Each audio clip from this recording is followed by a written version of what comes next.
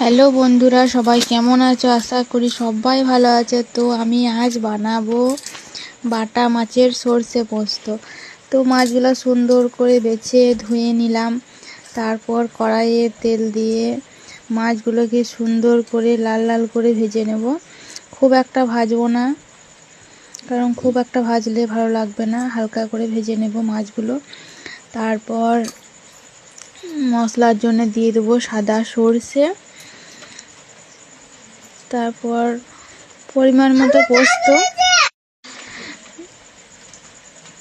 তারপর দিয়ে দেবো কটা কাঁচা লঙ্কা, যেমন ঝাল খাই সেরকম দিয়ে দেবো কাঁচা লঙ্কা। তারপর একটু আদা রসুন দিয়ে এবার শিলনোড়ায় ভালো করে বেটে নেব, চুন করে সবটাই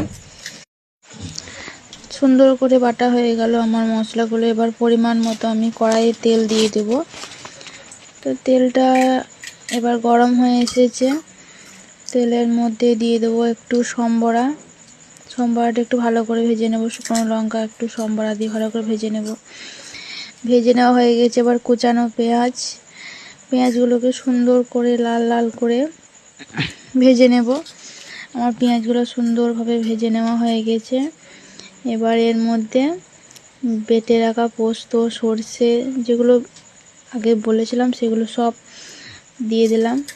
আদা রসুন কাঁচা লঙ্কা সব বাটাগুলো দিয়ে দিলাম। পরিমাণ মতন হলুদ দিয়ে ভালো করে মশলাটা কষাতে থাকবো যতক্ষণ না মশলা থেকে তেলটা ছেড়ে আসে।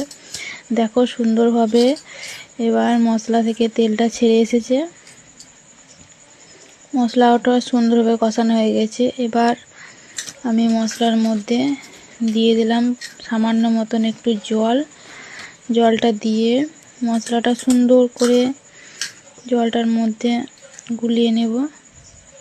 তারপর পরিমাণ মতো যেটুকু লবণ লাগবে পরিমাণ মতো লবণ একটু দিয়ে দিলাম।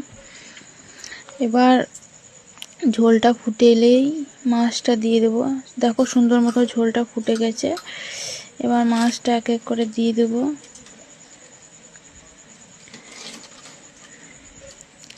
এবার খানিকক্ষণ রেখে দেবো গ্যাসে। দেখো কত সুন্দর হয়ে গেছে আমার সর্ষে পোস্ত বাটা মাছের। তো এই হলো আমার রেসিপি আজকের। তো নামানোর পর কিছুটা চেরা কাঁচা লঙ্কা দিয়ে দেবো। তো চলো এবার খেয়ে বলছি কেমন হয়েছে।